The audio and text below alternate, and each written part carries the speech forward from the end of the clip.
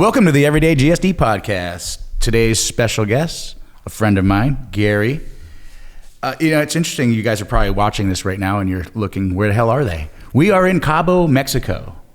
This is a place that Gary likes to come with his lovely wife, Hope, who is an awesome rock star, who will also be on the show eventually. This is the first time we're going to be doing this show remotely, so I'm looking at all the cameras. I don't have my team here with me, but fortunately, Gary's pretty technical savvy, and he's going to help me if I have any problems. But first, let's do a little toast to finally getting you on the show. I appreciate you. Thank you, sir. Thank you for having me. And this is an amazing margarita made by Juan, the bartender. And I got a couple things I want to just talk about with Gary, but I want to do just a little introduction. His father was in 101st Airborne. Correct. And I've got, of course, my cheat sheet here. And I've memorized some of this stuff. But you grew up in Virginia until about the age of 10. Your mother was a daycare teacher at the local Navy base. You attended high school in East Penborough High. You were baseball star, I would say. An athlete. You graduated high school in 1991. You moved out to California to pursue your baseball career. Correct. You got injured, and then you played for a little while out there, and then you stayed there to about 1993. Yeah, 93. The summer of 93, I came home. Okay, that's when you went back to Pennsylvania. Back to Pennsylvania. Yep. Okay, and then you started working for this Fortune 500 company called EDS. Correct. And then this is the part that I really like. So you ended up meeting your future wife, Hope. Yeah. You moved to Arizona back in 98. Correct. And then we're going to talk about your glass company, because obviously the show's Everyday GSD. It's about people who get shit done. And truly, you are a person that gets shit done on a daily basis. I've known you for a little while now. I've known Hope, obviously, longer, for over 10 years. And she gets shit done at an extremely high level. And I think to be married to someone like Hope, you have to get shit done. Yeah. I mean, that's no slacking. There's no slacking. She's a mentor when it comes to how to move forward and not leave things unsettled. Yes. You're a football player. You played for Team USA in multiple countries. I got them listed here too. Mexico being one of them. Norway, France, Italy, Austria, and Poland.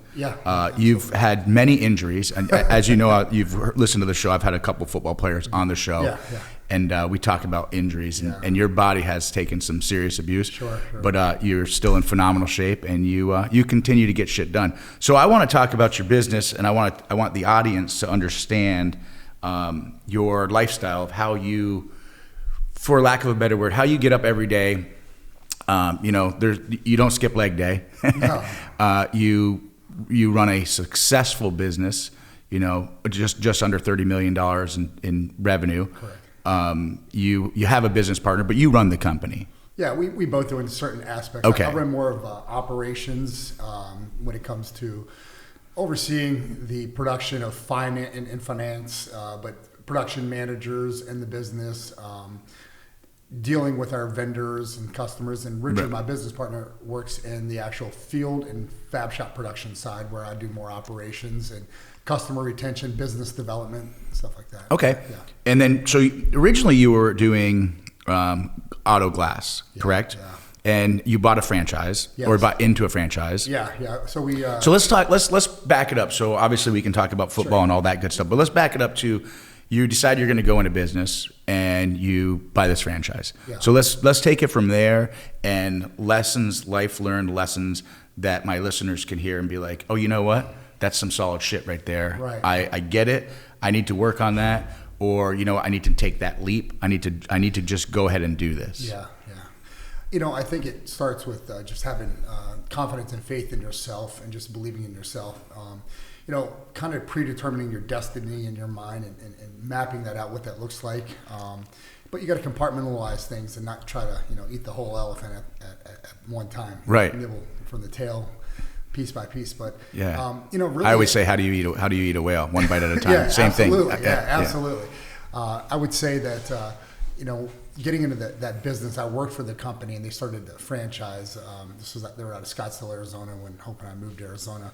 And we were able to, be blessed enough to be offered the opportunity. I was running a sales team there, and we were doing really well, and they wanted to kind of take a different approach and break off and do little franchise locations. So, Now, just for the listeners, is this kind of like a Safe Light?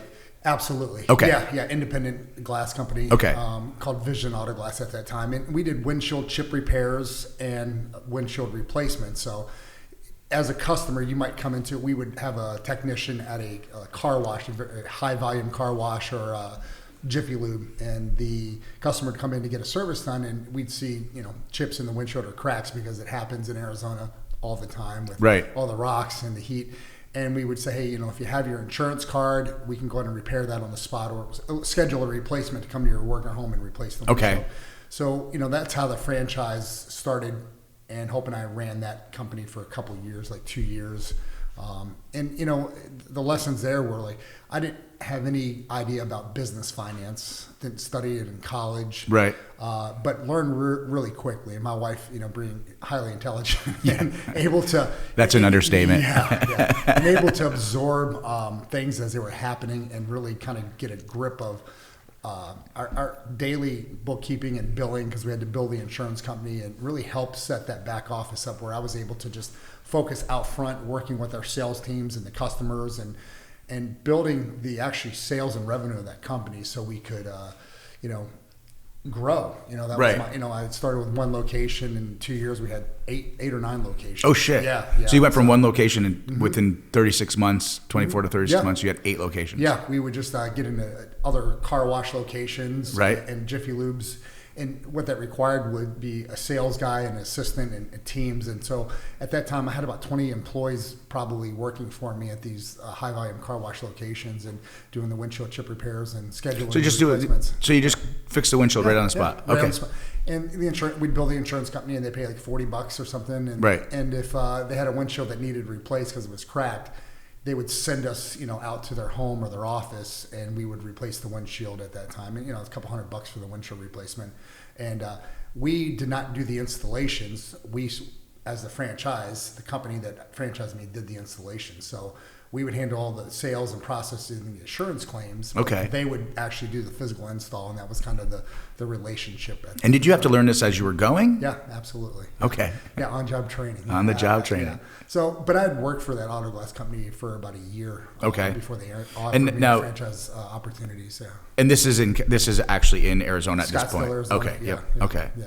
So, and I left EDS, took a job out there, transferred from Pennsylvania to work for them out there. This is the Fortune 500 company? Yeah. Okay. Yeah. And what does EDS stand for? So Electronics Data Systems. So okay. Ross Perot, the one-time presidential candidate, billionaire from Texas, it was his company. Ross Perot. Yeah. And what we worked for the AT&T account. So basically when AT&T were able to start, they were under like a divestiture where they were throttled down by the government. They kind of broke up the monopolization of the Bell companies.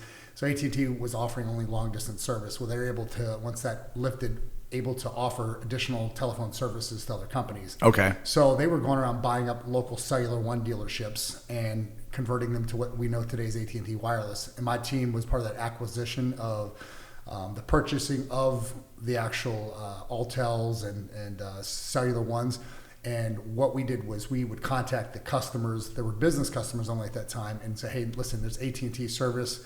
We're going to send you free cell phones, put you on. It was ridiculous, like $30 a month for 30 minutes. And it was like $1 each additional minute at 15-second billing increments. So, but we had to like get out there and really kind of get customers in the door for AT&T, and that's what EDS did. They built the GUI, or graphic user interface, platforms for AT&T. And so how did you transition from working for this Fortune 500 company to, hey, I want to own a franchise, and I think it'd be cool if I'm fixing broken windows, windshields. Sounds a little fucking strange. I know.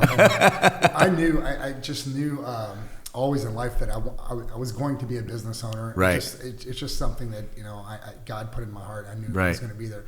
And I just didn't know what, and really didn't care. I just knew that, I had a passion for business. And what really drove that is working for AT&T. We were calling for EDS through the AT&T account. We were calling business customers of Cellular One, Altel, AT&T, and saying, hey, listen, here's the program. We now offer cellular service. We're going to send you a phone. send you this, and setting these business up. So I got to speak intimately for 2 or 3 years on the phone with business customers, and and learned a lot. I mean, they were willing to talk to you and tell you about their business, what they did, and it was from everything from manufacturing to sometimes it was catering businesses, and just a wide gamut of different businesses. But speaking to the business owners really drove me too, because it was like I learned really quickly that a lot of business owners were not always at the business. They created, not just financial freedom, but freedom to be away from the business if they built a good enough team. Right. That they didn't have to be there every day in operations, working in or on their business. So, which was very attractive to me, because I got my standard 2-week vacation and that was it. Right. And think about it right now. We're in Mexico. Yeah. Beautiful. And it's absolutely beautiful here as we sit here and drink our margaritas. But your business allows you, and I don't really like to say this, but I'm going to say it, your business allows you to do this. But really, what's happened is you've allowed your business to allow you to be able to go on these trips, and the business can function without you being there on a daily basis. Yeah. But at the end of the day, you still need to have your finger on the pulse. Sure, yeah. And thank God with the technology that we have today, we can. But also thank God that we built an amazing team of employees and management and individuals. Yeah. So it allows us to be able to get away from the business. And my business partner is here today as well with us, as you know, and Rich and his wife, Stacy. So we're both away. But we have such a solid team that we can be out of the country. Of course, Phoenix is a short hour, 45-minute flight. So it's not like we're across the world. But still be away and effectively have the business not miss a beat, and in the hands of some amazing employees that you're only as good as your team, right? That's a fact. You're only as good as your team. You can lead your team, but at the end of the day, if your team isn't going to buy in for the same vision that you have, then what happens is your company's it's not going in the same direction, in the right direction. Absolutely. And obviously, okay, so let's back it up because I think I jumped ahead a little bit. So you've got this auto glass company. Well, I was working for EDS and I wanted to get out of Pennsylvania, the weather, the snow. It just was, I had enough, especially moving back there from California and Southern California and being in the warm weather near the beaches and so forth. I had some friends who lived in Arizona. I would go out and visit them and loved it. Loved the warm weather. Loved the 300 days of sunshine. So I would constantly look at the job board, and I saw there were some openings there, and I put in for a transfer. And so they're like, "Hey, great! We're trying to fire up this operation out here in EDS, doing the same thing, working with business customers, and getting them into the AT&T family." In Phoenix and the West Coast. So transferred out there, worked there for about 3 months. In the meantime, where Hope and I were living, I met a friend who happened to be from Pennsylvania too, and we hit it off right away. And he had just opened up that auto glass business. So, and he said, "Hey, listen, we're having some trouble with sales. Can you come on a Saturday and help my sales guys and work with them and coach them? It'd be a huge favor to me." So I did, and worked out great. He loved it. The guys loved it. Because you're a people person. Yeah, sure, absolutely. Yeah.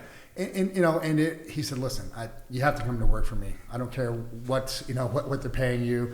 I'm like, "Hey, listen, I got this retirement account. I've got vacation. And he's like, "Listen, that's great, but come work for me and I'll pay you X amount." And so he made an attractive offer, and I saw the future in the company because they were growing fast too at the time. Right. So I put my notice in with EDS, and 2 weeks later I went to work for him. Yeah. And so how did your business change from, because we were talking about this recently, how did your business change from auto glass repair to commercial glass? Yeah, well, so what had happened was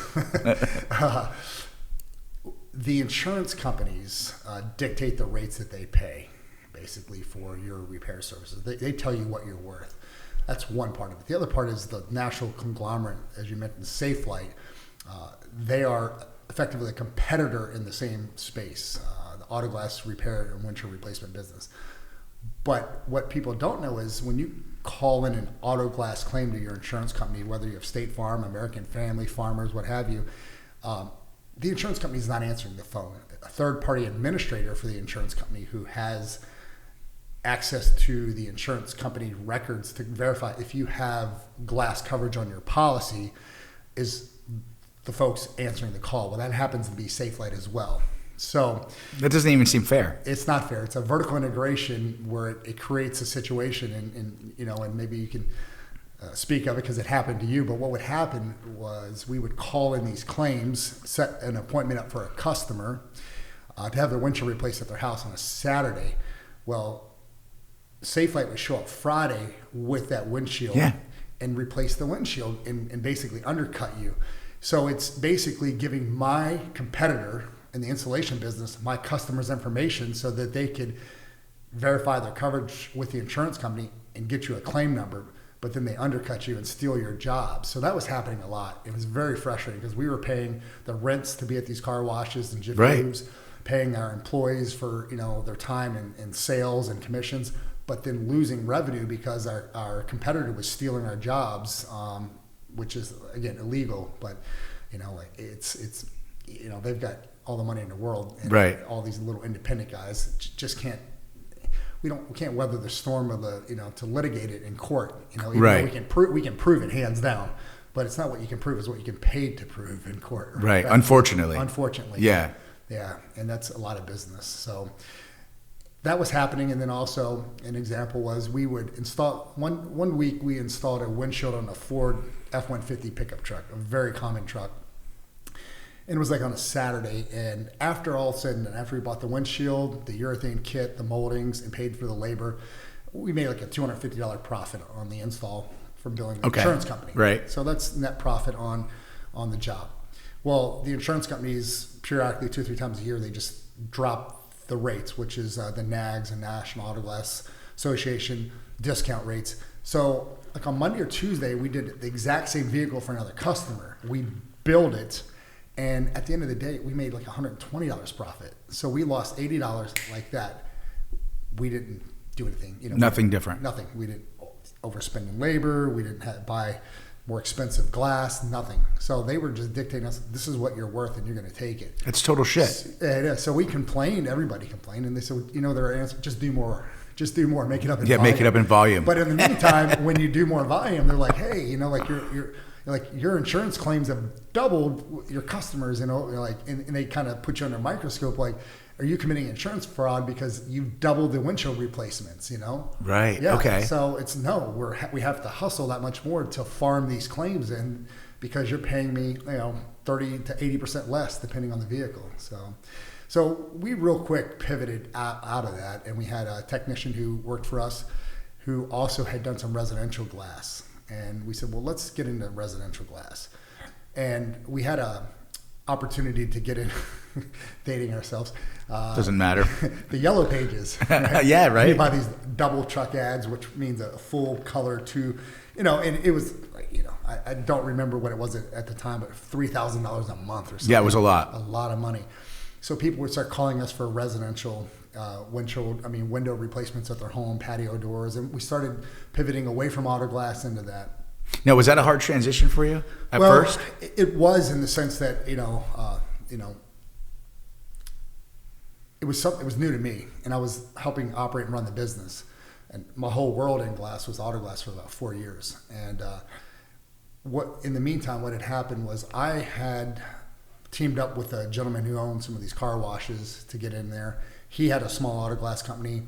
The guy that was working for him is my current business partner, Richard Harmon, and we combined forces and we worked together. I would do the sales and marketing. Richard's team would do the installation. The gentleman, Jim Gies, who owned the car washes, said, hey, I'm going to get out of the business. I'm going to sell the company. Why don't you guys buy it? So Rich and I teamed up together and bought him out, basically. Okay. So Rich and I were sole owners. So I combined my business and we bought Jim's business that Rich worked for, and then Rich and I became owners. And that's when we pivoted away from auto glass into the residential world. Okay. And that was 2004. We started doing it. And then, I said, hey, there's a lot of construction going on.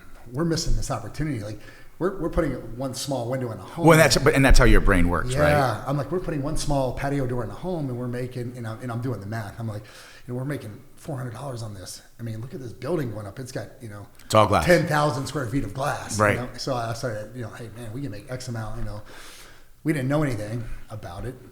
So we started reading and self-teaching, and I really would walk into general contractors. I went through the phone book and got a list of them where I'd see their name on job sites, and I would barely at that time the internet was starting to, people had websites, look them up, and I would walk in with hat in hand, knock on the door, introduce myself, and say, "Hey, we're a commercial glass company," and we just had got our contractor's license. The gentleman who worked for us as a technician and installer had taken the test, and so he had the license for our company.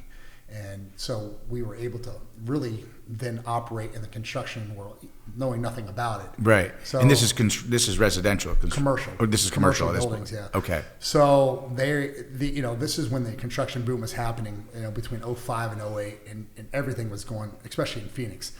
And I would say they were extremely happy to see some new faces in there, because it was hard for them to get contractors on site because everybody was busy.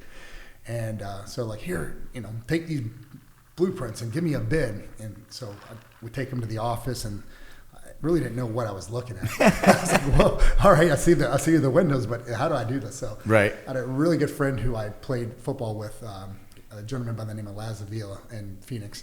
And he owned a commercial, and still does, like block company, a masonry company. Okay. So, he sat with me, said, "Hey, these are the plan pages. This is the floor plan. This is the elevation. This is kind of what you need to take off. You need to get your square footage."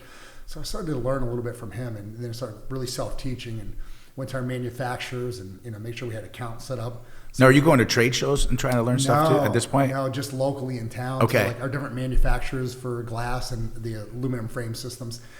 And so, we would do some takeoffs. And the aluminum frame system, that's what the glass, it holds the glass in. Yeah, the window frame. Yeah, okay. Yeah. And we would send them their quantities, get a price back, and put our bid together and really estimate, which was guesstimating at the time, what the labor, what we thought we could do it in. Right. So, we took some jobs on to begin with that, we thought we were going to make X amount of money, but sure, we did, because the labor was well over range. Yeah. But it was a learning, it's basically paying to learn the industry too. Right. But we were able to. That was your schooling. Oh, by far, yeah. The most expensive schooling that Harvard ain't got nothing on us. Let me tell you that. Yeah. I have a Harvard degree that I paid for 10 times over. But but what it's done, it's tempered us. So we've I think really most businesses that are successful, you're going to ultimately go through those things, and to be successful, it gives you the idea of what that feels like and how to avoid those pitfalls and to deviate away from that stuff again, And right. I learned again to hire people smarter than me in the industry, so I was able to reach out and find some good help and learn from them. I didn't have to be the smartest guy in the room. I just had to be able to be receptive to learn from the smartest guy in the room. And that's key. And I hope that's going to be one on the little highlight reels of what you just said, because I think that's super important. You don't need to be the smartest guy in the room, but you need to make sure you surround yourself with people that are intelligent enough to either not just yes you, but to actually show you and teach you and say, okay, this is the right direction to go. Absolutely. It's. I think that's key in business. It has to be, or the business just will not survive. The day that you stop learning is the day that the business starts declining, and it's over. And I see so many people in business that think they're the smartest person in the room, or they think that they know everything. And you watch if it's your competitor or if it's just a business that you see out there, you watch the other people's businesses just exceed past them, or if it's your competitor, you just laugh and go, "This is easy. It's easy. It's not competition for me anymore." Yeah, absolutely. And sometimes, currently, I do know I've been around 20 years doing this, and I have to tell our teams, "Hey, this is how it has to be, or this is the way it is." And it just comes from experience, but right. it's out of love and for them to grow and to learn too, especially with a young estimator, and he challenges me at times because. Right. Because he's extremely smart and he's a savant with numbers, but he moves at such a speed that he doesn't always see everything, and you have to look kind of like fourth dimensionally at things, and right. And you can't see the forest from the tree sometimes. And hey, Chris, slow down, and this is what it is. And I know because I've paid for this mistake. Like, right. Here's where you're missing. And because how many employees do you have now? Almost. It fluctuates between 85 and 100. So about 100 employees. Yeah, and it depends on how many contracts we bring in and how long we're going to have the employees. But yeah, absolutely. And this was interesting because I was talking to Hope. Again, when Hope's on the show, all the listeners who don't know Hope, when she is on the show at back home at the studio, you're going to see how intelligent she is. So you guys are like a superpower couple. I love it. But I thought it was interesting when Hope was explaining to me the aluminum business. Yeah. So because I was like, wait, you guys are in the glass business, and so then metals, and then she was showing me like sides of buildings. She's like, we do stuff like that. Sides, yeah. So what made you? I don't want to say transition to that because that's not what you did. You just started another. Yeah. So I knew this. It's like an arm of your company, Absolutely. right? I knew that. Okay. One, we had built a solid reputation in the glass industry, and this is by 2012. And what's the name of the glass company called? Arizona Glass Specialist. Arizona Glass Specialist. And our metal company is Arizona Composite Metals. Okay. And we own both buildings, or across the street from one another in Chandler, Arizona. We had to, again, weather the storm of 2008. We started getting into construction, and the bottom fell out. But we were able to circle the wagon and say, hey, how do we survive this? These projects are getting canceled. Developers are pulling out. This is in 2008? 2008. There's no money. So I started just reading everything to get my hands on. And I attached ourselves to government contracts and Walmarts, the people that had unlimited money at that time. And that, think about the environment. Everybody needed to, just cut bait and buy things cheap. So Walmarts were growing. Yeah. That's where, get cheap things, right? So there was a bunch of. But someone's got to build those buildings. Yeah, so we started picking those up, but also the government never runs out of money. They have our tax dollars, right? And they started building and also the technology came about, like the F-35 and some of the drones had come about at that time in 2008, 2009. So we chased government work heavily, and we were blessed enough to win a lot of contracts on Luke Air Force Base, Fort Huachuca down in Arizona, Creech Air Force Fire Rescue Base up in Nevada. Couple others, Davis Monthan in Tucson. So we did a lot of projects. So we didn't run out of work. In fact, we grew through the recession. We grew at an alarming rate because our competitors were, all fighting over a dead carcass, right. The standard, private job. Somebody's still building a little retail mall or something where we just focused on, but we had to learn, again, another learning curve. There was the military has this blast mitigation design where if a bomb happens to go off on the base, active terrorism, that the windows don't rip through the building and kill people. So they have to be anchored a certain way, a certain system, certain missile projectile glass type. So we had to learn all that and work. How are you learning this? Reading, man. Reading. Yeah, reading everything, get my hands on, going to the website, looking at the manuals, asking a lot of questions from people who knew this at our manufacturers. And, we learned how to build it, put it in the buildings. Yeah. And it was beautiful because we were able to, like I said, grow through that recession and add projects and keep our revenue growing and bring in some amazing people who are still with us today because we had the work and, everybody was looking for work. So we're able to kind of get the cream of the crop in our area at the time in our industry in Phoenix because they were available, Now, do you do jobs outside of Arizona? Here and there, we'll do some government work. Absolutely. Yeah. We've worked up in So you just Nevada. ship a whole crew up to... Yeah. Absolutely. So we've done some in New Mexico, Bureau of Land Management, BLM building at Farmington, government work up in Creech Air Force Base, Nevada, car dealership in Nevada. There's so much work in Arizona, we really don't need to leave the state. And we'll go to Tucson and Wilcox and other little small areas outside of Phoenix, of course, because that's where the work is. But it's not where we, I say are at our best because we're pulling our resources out of state, and we have to run multiple jobs at a time. So these crews hurry up and get stuff done, and then they move on to the next job and get something, go back here. We have to pinball around. And so who PMs that? You do? You project manage it all, or no? We have a team of 7 project managers now. I oversee the project I was their first project manager, and I learned and built the systems and the means and methods of how we project manage, because I one time I had 17 jobs myself. And you're a systems guy just in general. Oh, big time. Yeah. Compartmentalize everything, break it down to small chunks, and follow the systems and the checklist. And a lot I learned from Hope, my wife, of course. Yeah. I've learned a lot from your wife too. But yeah, we have, I think, 7 project managers now who manage the workload. So for the company, and I really oversee them in the estimating department, and then work with our accounting team and operations. And so what does Hope do in the company? So she's essentially the controller. We have a department manager who runs the accounting and human resources, but they go in and enter all the data for the bills and accounts payable and stuff and receivable, and she looks at the payroll, and she decides what bill gets paid when, and makes sure that checks every dollar that comes in and out. Yeah, absolutely. It's good to have somebody, we trust our team, but I've had horror stories of friends in the business that don't watch their money, have a family member themselves, and there's embezzlement and so forth. And it's the least person I was probably saying this wrong. It's the person you least expect. When you find out, you're like, this female or this male has been stealing from me for 15 years. Like, blows your mind. Yeah. And the gentleman I spoke of earlier, Laz, it happened to him twice. Because he's so busy in the field and running his crews, and it's such demanding that he just trusted and didn't verify. But Hope being in the office and overseeing all that, it allows me to just really work with my team and work with our customers and do the business development with my sales guy, Jeff. I don't have to worry about that on the back end. And not that I would with our team now. And I would never suspect it, or they wouldn't be there. Right. But so did a lot of other But people. you also have to inspect what you expect. Yeah, you have to inspect what we look at the financials every week, and accounts receivable, accounts payable. We look at ratios, just payroll, the balance sheet, where our money is and where it's going, so to speak.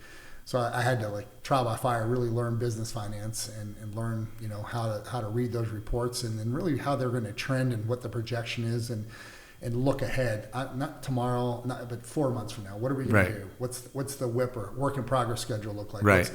What are our outgoing, accounts payable going to be? What is that going to leave us with cash flow? I'm always kind of looking at the cash flow perspective, because our payroll every week with payroll taxes is $105,000 to $110,000 a week. Right. 10 weeks, that's $1 million just in payroll for our employees. Yeah. So we've got to constantly chase money to get it in the door, right? Because these contractors tend to slow pay, and we become, and especially when you start doing government contracts. I mean, not only are they slow pay, when you get the job, you already know you're going to not get paid for. We try to factor that in, but then you just outbid yourself. But basically they're building the project, interest free on your money. Like you're the bank. We're the National Subcontractor Bank of Arizona.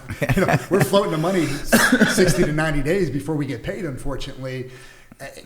We wish it wasn't like that. We wish there was laws against it, but that's just, if you want to do business, and you have to everybody has to suck it up and do it. But it means you have to be in a extremely advantageous cash flow position to be able to wait that long for your accounts receivables to come in, and to be able to make payrolls and pay vendor bills. And that's where Hope steps in. She makes sure the company is on solid financial ground. She's very fiscally conservative. She allows our team to she puts her foot down and makes tough calls and tough decisions. She's like, hey, I know the vendor wants $30,000 right now, but you better call back and tell them we need terms, or hey, you better find another vendor, or whatever it might be. Hey, you better get a joint check agreement, because we're not going to take $30,000 out to buy this material, warehouse it for 2 months before we ever get it on the job, and bill for it in 30 days later. That's sitting on it for 4 months. It's just not what we're going to do. So she's got to put her foot down, and she does a great job of that too. Yeah. So, and she's always has cash flow in the back of her mind, right? Because she knows, and she's been doing it alongside of me for 20 years, what it takes to make sure that,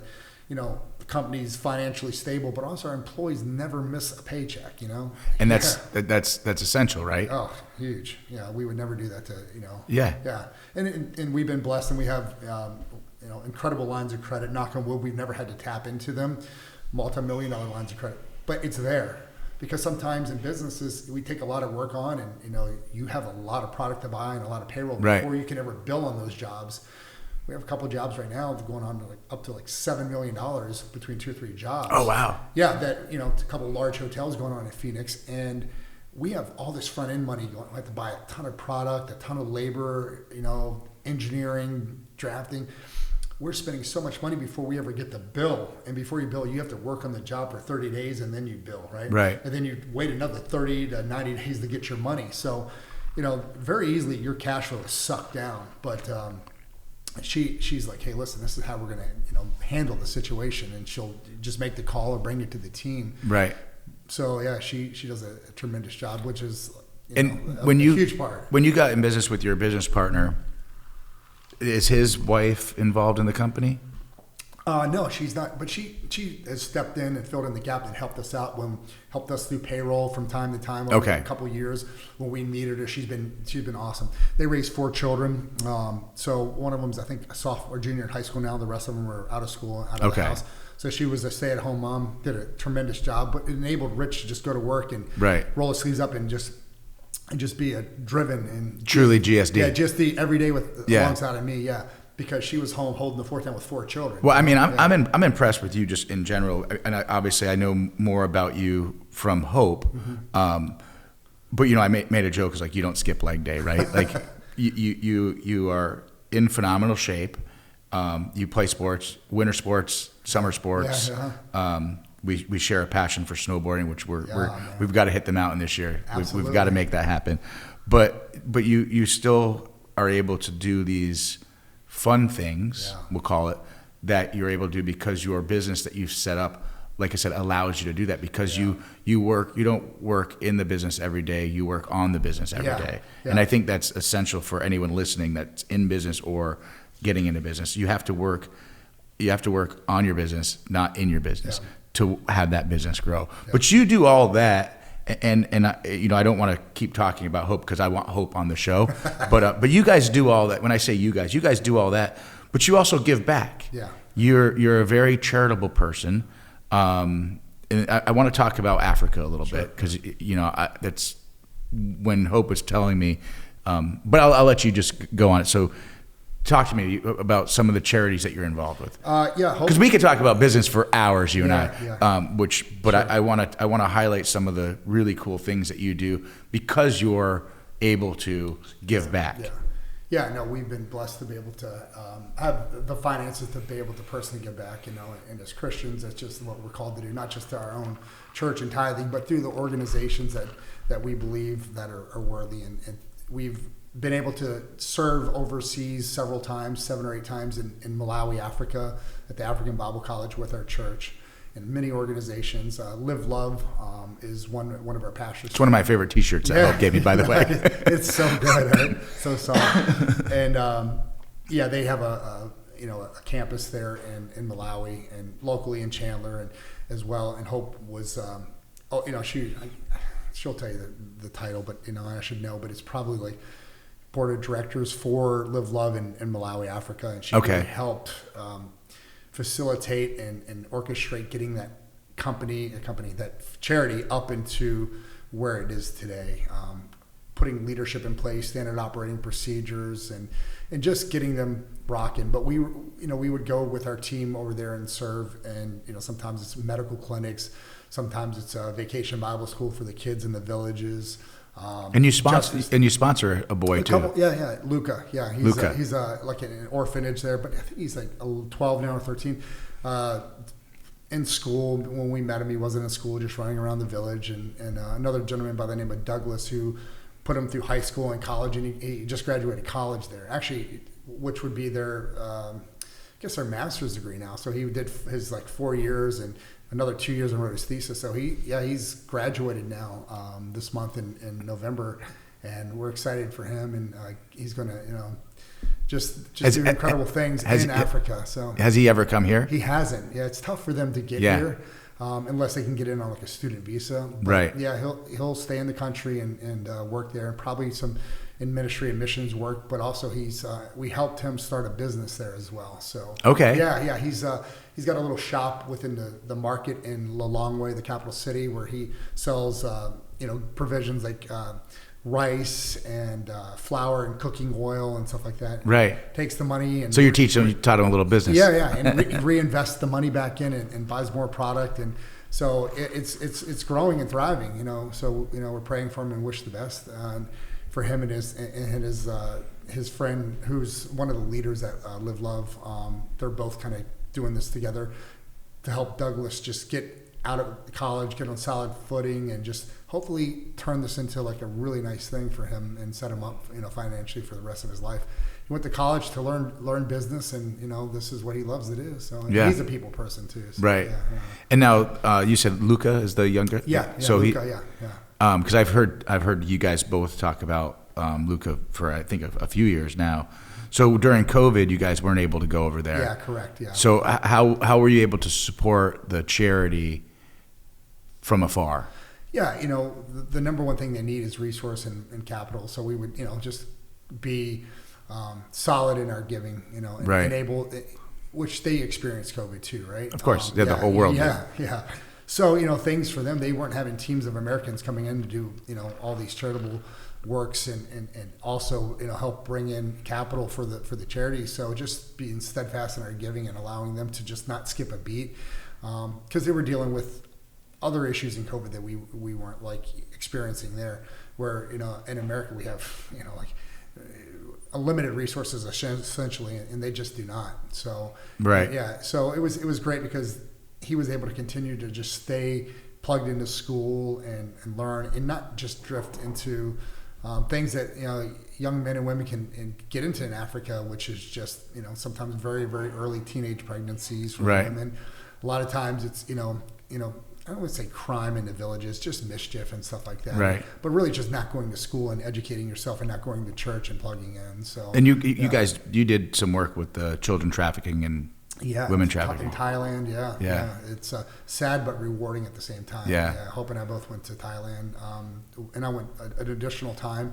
And we worked in all aspects of it, which is prevention of it, which is kind of like teaching kids and keeping them in school so the daughters don't have to be trafficked by their own family and relatives into that industry. And I got to interrupt you real quick. Yep. As you guys know, we are in Cabo, so there is a little background noise we hear. Hola. Hola. We're good. Bien. Mañana, por favor. Okay. Gracias. So that's the cleaning people. So we're not going to cut that out. So because we're great. Yeah, it's the true authentic Mexican experience. Yeah, they're so nice here. They're so kind. Yeah. I know. She whispers as she comes in, I know. and they probably think we're crazy. She's like, there's two guys in there with an American flag. CIA. Yeah. Call the cartels. Should we get out of here? Oh shit! We have some unexpected guests here. Okay. So back to you guys giving back. And I think it's important that people understand success is measured in so many different ways, right? It can't just be financial. It's not just financial, because at the end of the day, you can have all the money in the world and be not successful. Yeah, or be dying. Yeah, and realize like Steve Jobs did when he was dying. He just really left a lot of things in his life and treated a lot of people the way he treated them, and he felt sad and sorry about that, for example. Right. Yeah, and all the money in the world couldn't stop his illness, unfortunately. But that just, people should look at that from that perspective. It's like finances, money, it's fine. And you can help a lot of people and you can live comfortably, but you need to be able to create these relationships with people and serve and give back and just be open to helping people. Well, I think the key word you said is serve, right? Yeah. And you have to be able to, you have to know what you are capable of doing. Yeah. And what kind of value you can bring to other people. Because at the end of the day, if everyone just helped one person, right? If everyone just helped one person, just don't be a fucking dick, right? If everyone helped one person, you know how much better, not just America, the world would be. Absolutely. And I'm not sitting here sitting on my soapbox and saying, this is how we solve all the world problems, world hunger. I'm not saying that at any means. But at the end of the day, as you know, I'm a veteran and I help out as much as I can other veterans. I volunteer at the VFW and we do events. But at the end, super active, man. But at the end of the day, if I can go home and say I helped one person, and you can just one person, discernibly see where you made a change in somebody's life, right? Yeah. And you guys are doing that at a high level, because not only are you giving back through your community, your church, you're helping people in other countries get education, and they're already, and they're like the guy who you mentioned who's got a little business. Yeah. And he's going to help people. Sure, absolutely. Yeah, because he's seen what it feels like to be helped, and he knows that like his calling is to do that. And as a Christian, he knows like, listen, my calling on earth is not just this business. It's just to pour in, to love other people and help them. And sometimes it's helping them by giving them a meal, and sometimes it's helping them by giving them the most solid advice. Say, hey, you're being a knucklehead. You need to reevaluate and look inside and what's causing you to feel a certain way and act a certain way, and take a self-examination of yourself and change things. And sometimes help comes in that, and it gives me the privilege of working with my team at work of 100 employees. Every day I get to speak to somebody, and everybody has their little personal issues. Some are large, some are small, but we're able to at least pour into their lives and give them some advice, or just sometimes listen. And it doesn't even have to come with advice. Sometimes they just need people to listen to. But I think they enjoy working there because they know that, like Hope and I. Yeah. It's touching. Yeah. Sorry, it's just it is touching because we just have such a great team of employees, and they all sometimes have things going on in life, and that we get to pour in and help them. Right. And I'll share a little story. Don't make me cry though. Recently, we had a young man work for us. His name was Colin, and he came to work for us because one of my guys and I were just in a gas station, and he helped us. He was the clerk at their convenience store, and so he was extremely kind and nice, and just had something about him that we really liked. So we went back the next day, and he was there. So I said, hey man, here's my card. Like if you're ever looking for a job, right? And he was a smart, good-looking kid, and so he came to work for us, right? And he worked there for a little over a year or so, and just a good dude, good kid. And when I say kid, maybe 21 or 22, had some personal problems in life. I was able to bring him into my office and work like next to me, and just try to help the kid out. Coach him. Yeah, coach him. And he had to resign this week because he was going to get some help at rehab. He had fallen in, I believe, into some drug use and stuff like that. But right. He realized it, but he texted Hope and I a nice message just about, what we meant to him, how kind we were, and how he saw God through us. And it's important because had he maybe not seen that, he may have not gotten help and fallen into a situation where he can't make it out of, which happens to a lot of kids these days, especially with this fentanyl epidemic. But he saw love. This is raw, people. Yeah, this is good. He saw pure love from both Hope and I, and he was able to identify what he needed and go seek it. Right. And for me, we hate losing employees, but that's the best way to lose one. Right. You're going to go get help.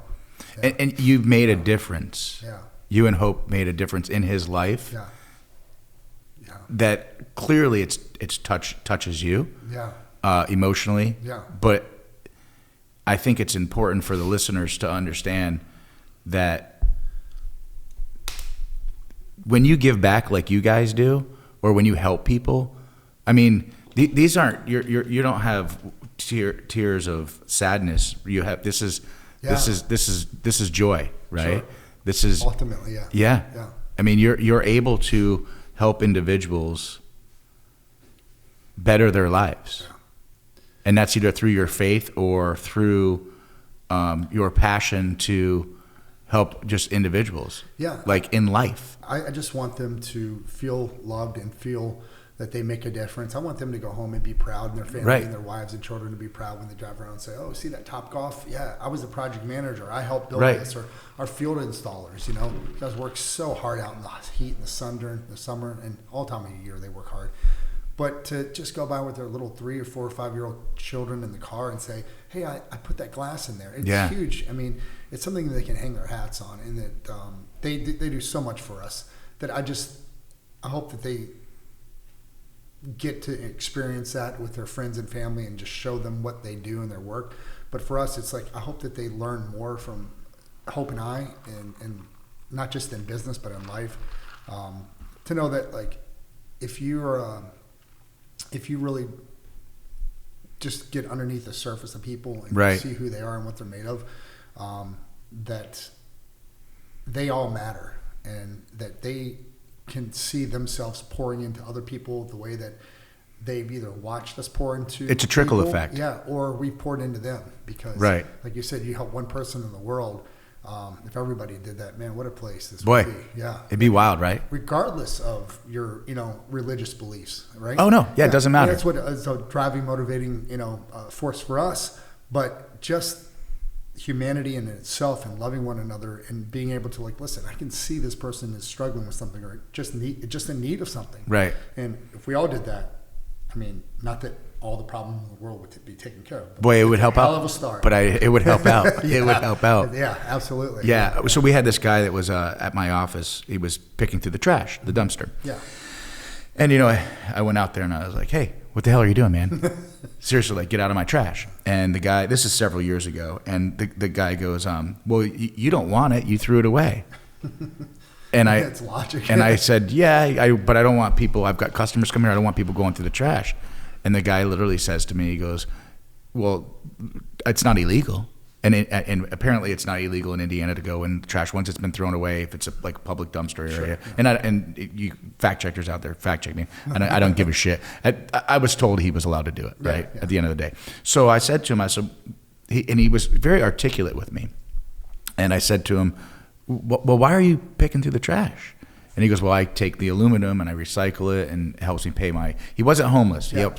He helps him pay his bills, right? Yeah. And I said, oh, well, are you looking for a job? And he goes, yeah, but no one's hiring. Again, this is several years ago. Yeah. I said, well, if you want a job, come back here at 7 a.m. And ask for Evan Havers, right? Who's now my president of the company. So anyway, I think this guy's not coming back, right? He's on his bicycle with his bunch of stack of cans, right? Evan shows up in the morning and he calls me up. He goes, hey, there's a guy here.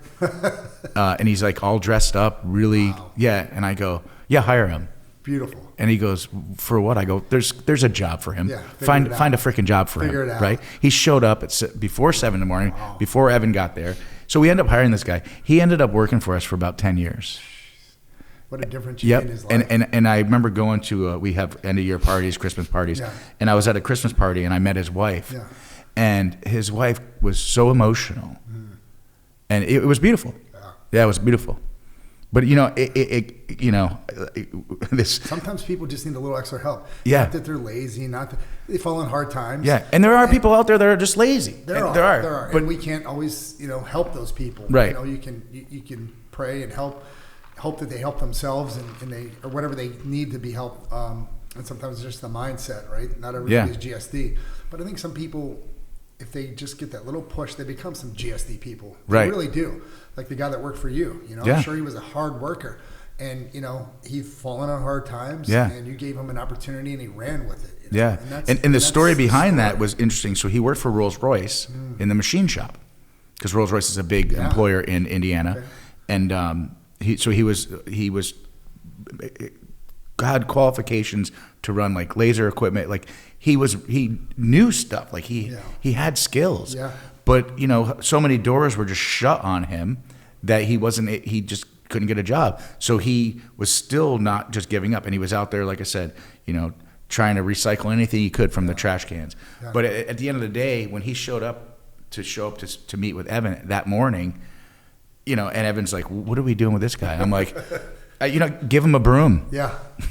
Start with a broom. Done. Something always needs done. Something always needs done. And like I said, he worked for us for years. And I don't tell you that story to, I'm not patting myself on the back by any means, or Evan, but it goes back to, if everyone could just help one person, Yeah. And I think the big takeaway, and obviously you've got so much business acumen, and I love listening to you talk about business, but I think a takeaway from this podcast is if everyone could just go help one person. Yeah. Just go do it. Find one person that you can help. Yeah. And try to make a difference in their life, whether that's either you're going to mentor them or you're going to show them a better path. You know, and it's funny because you said, you know, the world wouldn't be fixed, but boy, it would be a heck of a lot better, wouldn't it? Would. Yeah, and I think that at the end of the day, when you rest your head on the pillow and you want to go to sleep every night, I kind of take account how the day went, what was done. Feel good about yourself. Well, you know, I had this guy tell me, this guy that I worked for, he was a chief in the Coast Guard, and he said to me, he goes, "What do you want people to say about you at your funeral?" Yeah.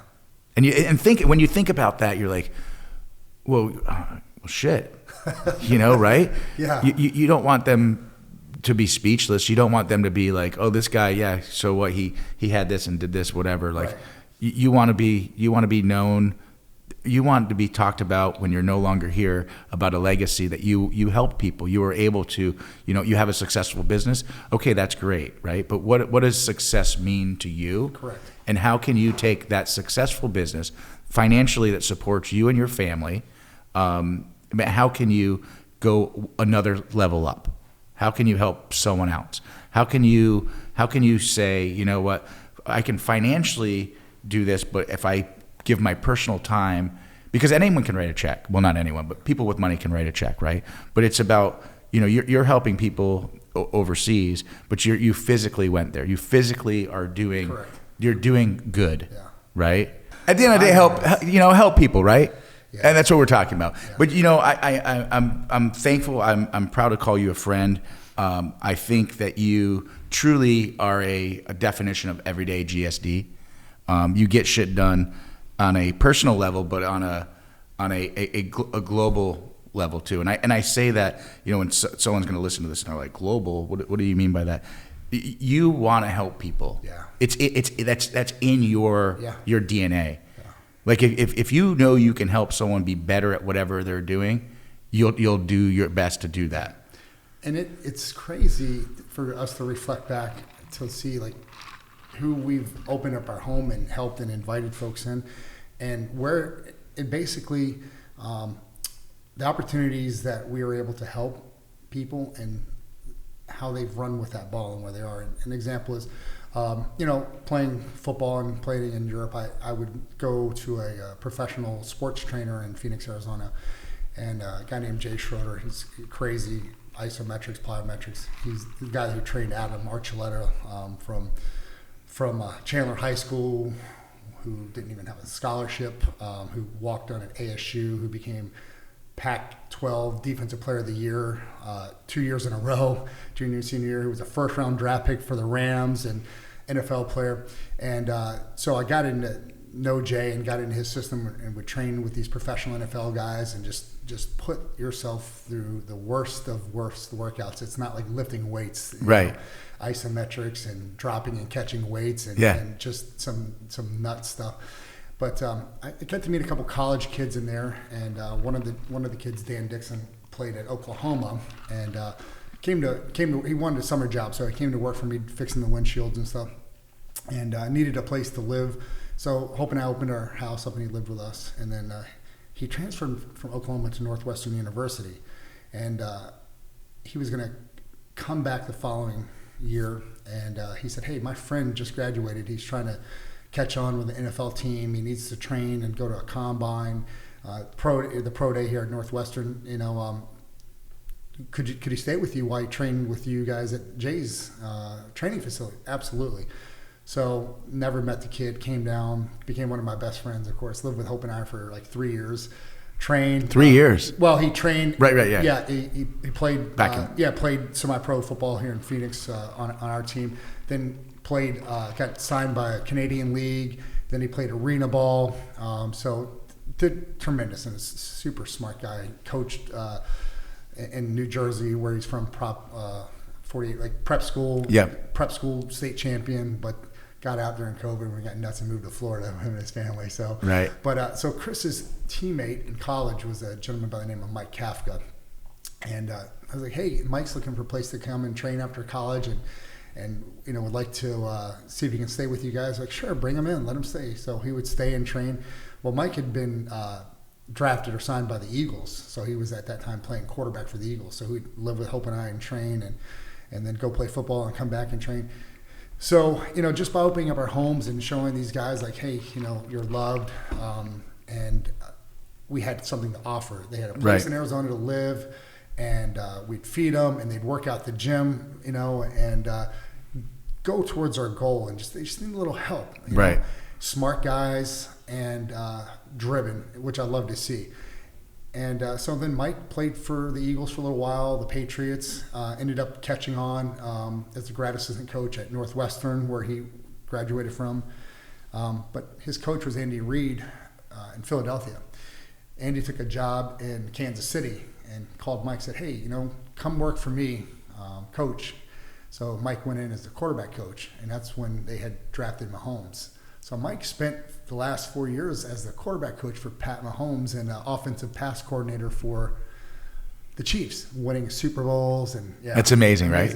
And then he just got hired this year as the Giants offensive coordinator, and the Giants are having a tremendous season thus far. Right. And we were blessed enough to go down to Jacksonville to stay with Chris and his family and go watch the Giants play Jacksonville and win. That's awesome. Got to see Mike and the night before at his hotel, and he got us on the field. But just to see him go from this college kid who just is looking for a couch. Yeah. He had a bedroom. Place to crash. Yeah, place to crash. So he could just put the work in and grind and work out and just be prepared physically and mentally, and then just where he is today. And he'll be a head coach in the NFL. And, it's cool to see. Yeah. It's very cool. Yeah. And to see that. Yeah. And I think the cool part about that is, so you helped this guy, you gave him, like, for lack of a better word, a couch to crash on. But he didn't forget that either. No, he's he's like a brother. What I mean? I love it. Yeah, he's just, him and his family and his wife and kids are just amazing. And he's from Chicago. He's a hardworking, tough kid. A GSDer. Big time. And I learned a lot from him too. I learned, like, you think you're pouring in people and you're teaching them, and I'm probably 15 years older than he is, but you learn if you don't take away something from I learned a lot from him too. What it takes to study. He would be in his playbook with the Eagles and grinding. Yeah. Which is why Andy called and said, hey, come work for me, because Mike knew that playbook. Yeah. He wasn't at my house going out to Scottsdale, the bars party, and if he wasn't in the gym, he was in that playbook months and months and months. He knew Andy Reid's offense. Hard work pays off. Better than Andy Reid. And he got that job, and he will be a head coach in the NFL. My takeaway was like, dude, here's a kid who can do anything he wants right now, and has the opportunity and has some money in his pocket. He was playing, quarterback in the NFL at that time. Could be out, in the clubs, or he could be just doing dumb shit. He could do dumb stuff. No, he's in that playbook. Yeah. And he's like, this is how you grind and you work. And I was already grinding and working, but what it showed me was like don't give yourself the excuse to do something when you can be studying. Yeah. Stop making excuses. Yeah. And he studied and and it like paid dividends. And he probably didn't think that would be his path in life and that would pay dividends. You know what I mean? But if he reflects back, I'm sure he's like, I am where I am today because I studied, and plain and simple. Yeah. I GSD, right. I put the time in. Yeah. Yeah. It's like, time. You got to put the work in. Boy, you got to put the work in. There's, you can't fake that. You can't skip that. So just so we don't stay in here all day, because we probably could continue talking. There's so much to talk about, but I want to wrap it up here just because it is beautiful, and we should go out and get some pool time. It is Cabo, but a message to the listeners. Yeah. What's a good message to the listeners from you? Because you're successful in business. You're successful in your personal life with your lovely wife Hope. You guys give back. You care. Yeah. Clearly, we had a little emotional moment earlier. So you have a lot of good things going on in life. What is a message that you can give the audience? And about, obviously my message is everyday GSD, right? Yeah. But how can someone listening to this show go, you know what, that's valuable, like help one person, like what is it? Well, I think if you, set your mind to your destiny and what you want to be and who you want to be and how you want to look at yourself. And it doesn't have to be successful with money. It's like, I want to be success is measured in different ways. Yeah. and you compartmentalize each area of your life that takes you to get that spiritually, emotionally, physically, mentally prepared, you can GSD all those categories. And you have to be able to really do the compartmentalization of each category and spend time in that craft every day, beating on your craft. If you love God and you love Jesus, study the Bible, go to men's group, surround yourself with other Christians. If you're a hard worker, when you show up for work, if you've got to push the room that day, be the best broom pusher. Yeah. Do it. Yeah. Wear grooves in that floor. You know what I mean? Yeah. Absolutely. Mentally, right? Yeah. Clear your mind of all the negative influence. I got off of all social media, so I'm not constantly bombarded by social media. Now my mind is so clear of what I point my focus on. It's laser focus. If it's work, if it's the relationship with my wife, if it's time with my friends, it's laser focus, and they have all my attention. I'm not constantly distracted. So clear the distractions and have that mental acuity to be able to do so. Clear the distractions. Clear the distractions. I love it. And then find emotional, deep relationships with friends, family members, and people that you just meet that you can pour love into and just give back. But be an example. Be the character. Be the example that people will look to you and say, hey, I want to be like this person, because they treat me kindly. They're a hard worker. They're an amazing husband. Yeah. Well, listen, my friend, this is an excellent. Thank you so much for being on the show. I do have a little gift for you. Although we're not back at my home studio, we are in Mexico, but I didn't forget my stuff. You lean back over here. In the true fashion of the show, you get an everyday GSD shirt because you truly are an everyday GSD person. Thank you so much. I appreciate you coming on the show, brother. I thank you. No, thank you. And I'm looking forward to having your wife on the show, but I'm also looking forward to doing lots of good shit with you in the future. Yes, and sir. Let's continue helping people. Darin, thank you so much, man. Thank you, brother. I love being here. Just congratulations to you and the success of the show. Thank you. I enjoy it. I love watching it, Hope and I. And we just wouldn't be here because, if it wasn't for you. And well, we just thank you. Yeah, thank you for I appreciate you, brother. inviting us in, man. All right. Thank you. Thank you.